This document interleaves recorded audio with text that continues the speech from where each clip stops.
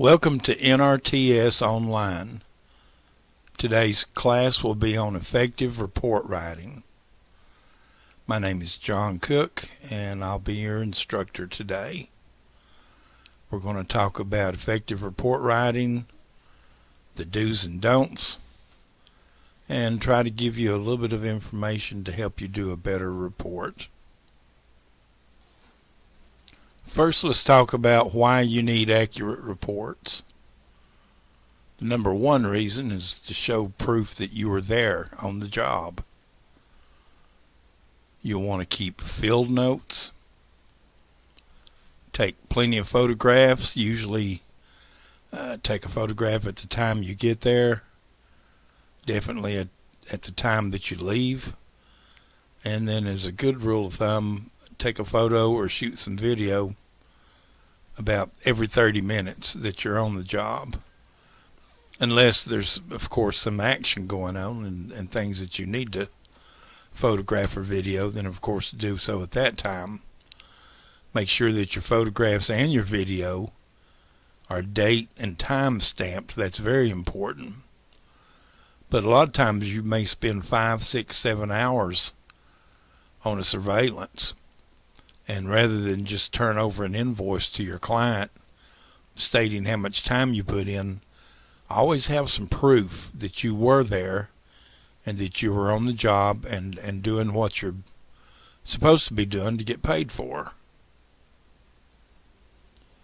Also, your report needs to be accurate because it can be used for evidence for court. This report can also keep your client out of a court hearing.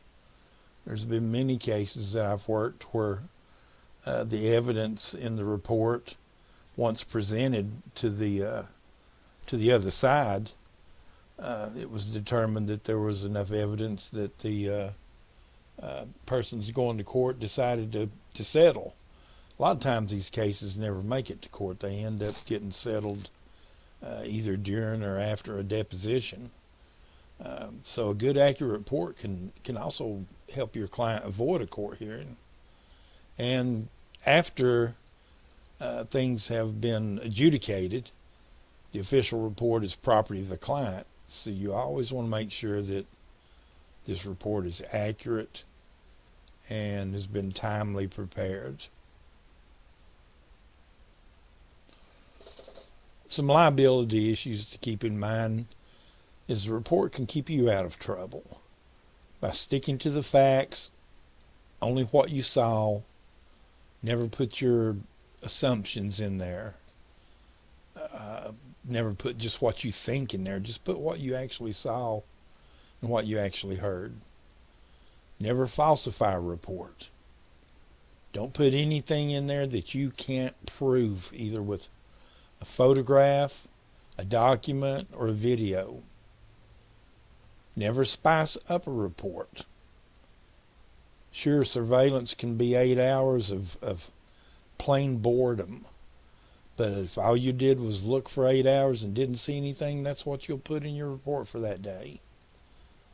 The main thing is be accurate. As long as you're accurate and you don't falsify, you'll never have a problem. Keep in mind, no matter how boring it is to do paperwork, this report is what you're being paid to do. Your client should receive a professional looking report. They should also receive this report in a timely manner. Keep in mind, a good report and an impressed client can build your business. What should and should not be in a report? The facts should be in a report. That's all, just the facts. Never assume or guess on anything. Just put what you know, not what you think. And use everyday language. Don't use dragnet lingo. Don't use a lot of police language. Just use language that an average person would understand. It needs to be plain and concise. When it comes to observations and opinions in a report can get you in a lot of trouble. like I said, leave them out. Observations are more factual. If it didn't happen, just say it didn't happen. There's nothing wrong with that. Your opinion as a professional does have its place. You can say that as a professional, that what you witnessed made you believe that this was happening or that was happening, or that it appeared that the subject had been there all night. That is perfectly okay. Now, every good report should have a summary. Summarize the investigation in 2 or 3 short paragraphs. Sometimes this is the first thing that the attorney is going to read. Hit the high points and refer to your investigator's report. A good summary, like I said, is important. It's the first thing that most attorneys are going to look at. Continuing with what should and should not be in a report, recommendations and information sources. Make honest recommendations in your report regarding the progress of the case.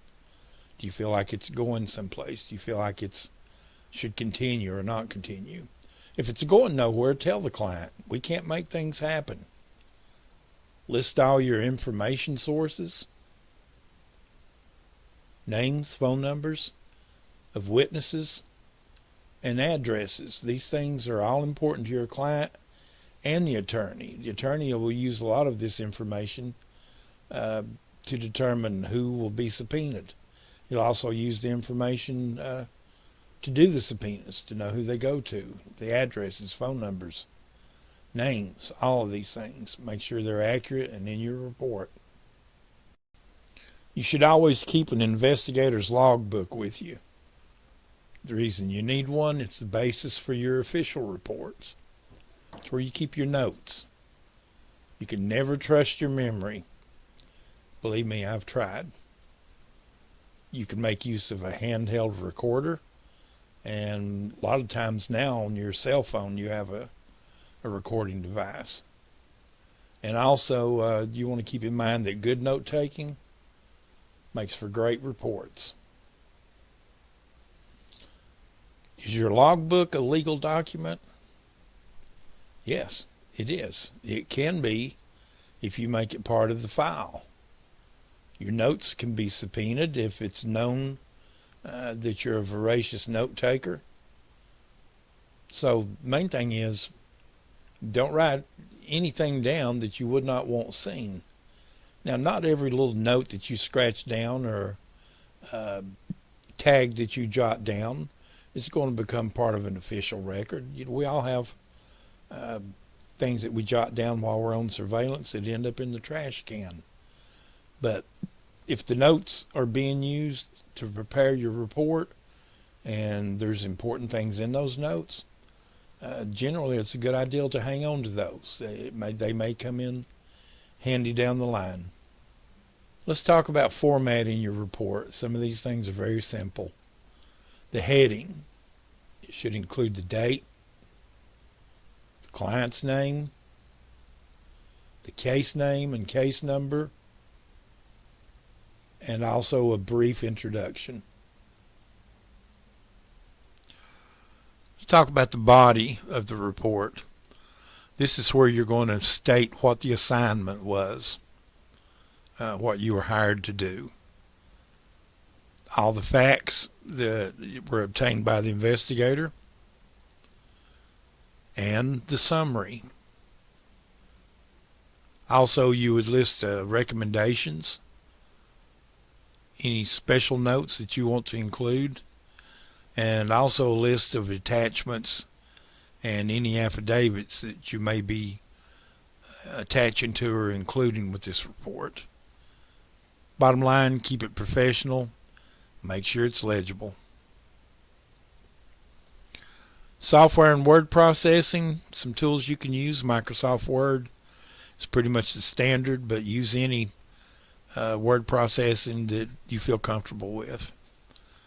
Set up case files and save all your reports. Scan photos and documents into your computer so that you've got backup copies, and then make sure and properly back up all your files. I usually back my computer files up once a week. Report writing shouldn't be rocket science. Just keep it simple and make it factual. Just like Barney used to say, just the facts, ma'am. I want to thank you for attending NRTS.online. You'll now be taking a short exam, and once that's submitted, you will get credit for this class. Thank you.